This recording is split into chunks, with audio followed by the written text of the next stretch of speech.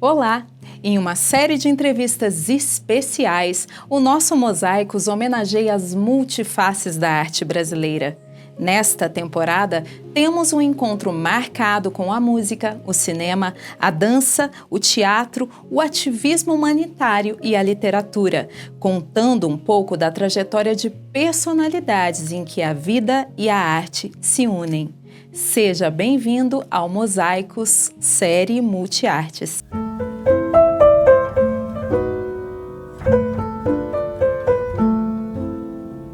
Ficcionista, poeta, pintor, tradutor, crítico literário e de cinema, Chico Lopes é reconhecido em diferentes gêneros literários, sendo ganhador de prêmios como um Jabuti na categoria Melhor Romance com a obra O Estranho no Corredor.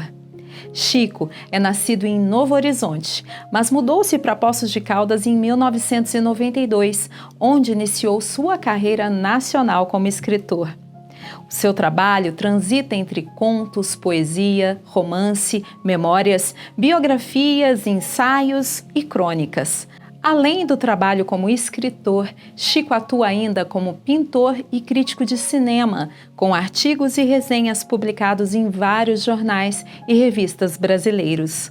Conheça um pouco mais da vida e da obra de Chico Lopes. Eu tenho 71 anos e desde que me conheço por gente estou escrevendo e pintando.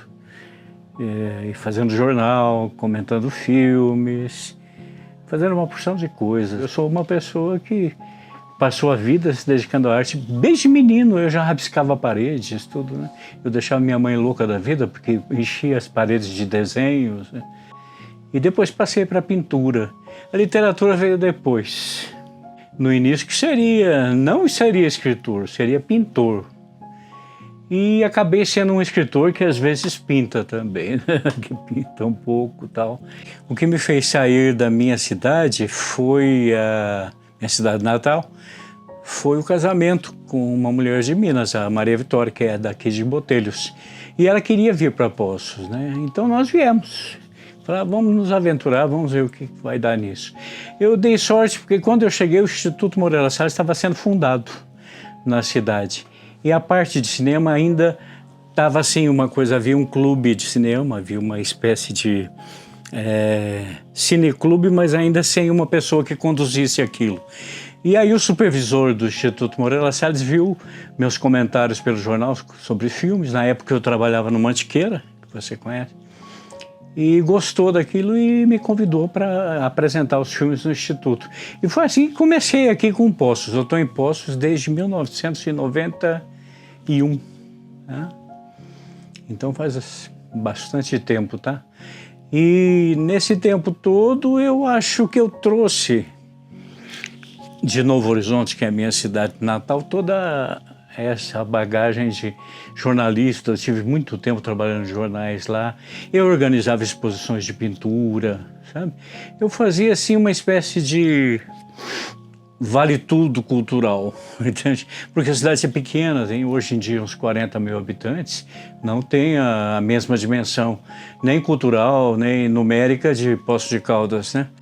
Então eu fazia lá o que podia ser feito dentro daquele espaço pequeno. Mas eu tinha muitos amigos que me permitiram, inclusive, acesso às suas estantes, né? E que me faziam ler muito, né? É uma coisa muito boa, porque ler é fundamental para formar um escritor, né? E eu sabia que um dia publicaria um livro. Naqueles tempos de Novo Horizonte, eu tive durante muito tempo uma troca de correspondência com um escritor famoso, o Inácio Lora Brandão, que me dava uma força de longe, sabe?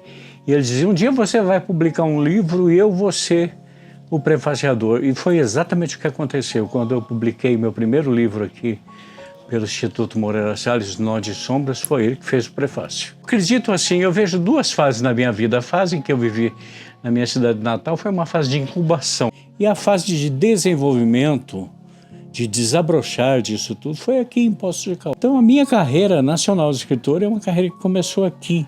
Carreira de tradutor, carreira disso tudo. E eu estou com 18 livros agora publicados, livros próprios, e 37 traduzidos. Então, tudo isso nesses anos todos, são 23 anos que eu comecei no ano 2000, é tudo devido a Poços de Caldas.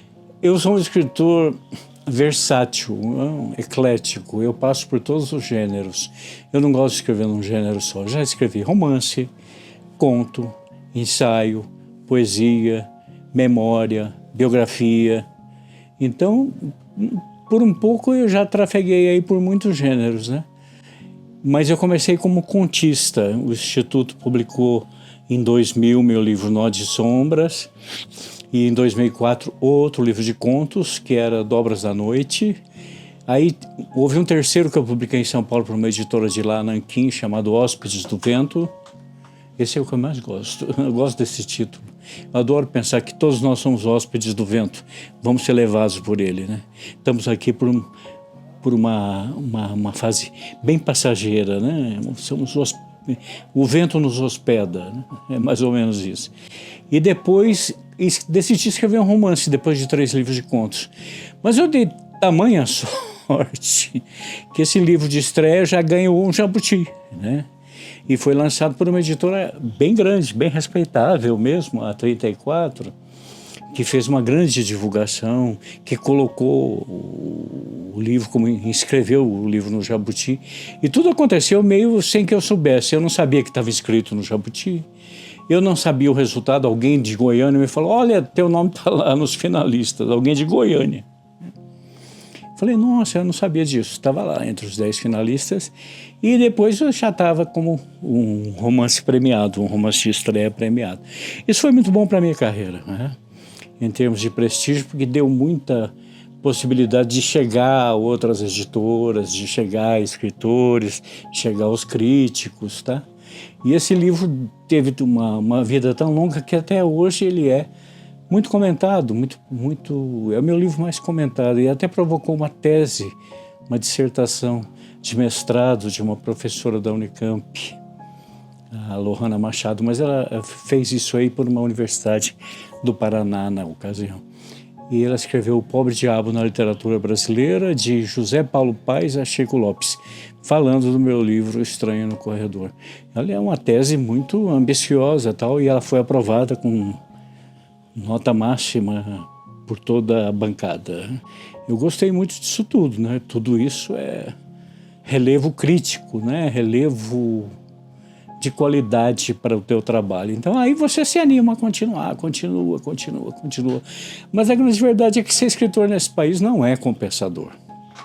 Não é, porque você não consegue atingir um número certo, grande de leitores, a menos que você faça concessões comerciais. E eu não quero fazer essas concessões, porque senão eu vou deixar de ser o escritor que eu sou, tá? Eu não quero vender sabão, porque, de repente, o comercialismo quer engolir a gente, né? Fala, por que você não faz isso? Você ia ser um sucesso. Tudo bem, ia ser um chiclete. Daí 2 minutos estaria jogado fora, tá? É mais ou menos assim que acontece, né? E eu prefiro pensar naquilo que o Carlos Drummond te escreveu num poema. É chato ser moderno, prefiro ser eterno, sabe? Se você está na moda, você tem uma tendência a deixar de estar na moda, né? Se você não está, as pessoas podem demorar muito para te descobrir, mas quando te descobrirem, vão descobrir uma coisa verdadeira, que não precisou da moda, entendeu? Uma coisa que apostou na qualidade. Então é isso que eu acredito. E gosto muito da inspiração que me vem dos filmes. E eu nem diria que são as histórias dos filmes, é o ritmo, a maneira de narrar que o cinema tem, que eu acho que é inspiradora, entende? Você sente que um filme é algo assim, você tem que em determinado momento parar, respirar, e lá vem suspense, né? Vamos para outra coisa. E quando você escreve um romance, principalmente, você tem um momento de parar, um momento de dar o gancho, né, para outra coisa, vem um outro capítulo, aquilo tudo, e você vai levando o leitor na conversa até o desfecho. Os filmes são assim. Eu acho que o primeiro dever da arte é a beleza, tá? É a sensibilidade. E você alcançando essa beleza, essa sensibilidade, automaticamente você está fazendo um protesto social, porque o mundo é feio, porque o mundo é insensível. Você está fazendo o contrário do que o mundo espera, né? Então você está, de alguma maneira, dizendo, olha, Eu estou à procura da beleza, enquanto vocês por aí procuram grana, lucro e guerra, a coisa mais insuportável que existe. Então, eu sou basicamente favorável ao protesto, mas é um protesto pacífico e feito através da beleza. Não precisa erguer bandeiras, não precisa sair por aí. Embora numa fase da vida jovem a gente faça isso, né? É muito comum, mas eu acredito que com a maturidade você percebe que basta arte para que exista uma contestação. Basta que exista a beleza para que alguém fique incomodado. Vozes do Fundo do Poço, meu último livro, que é de poesia. Quebrem-se os gradis, quero o escuro inteiro para minha sede, para o meu desvelo.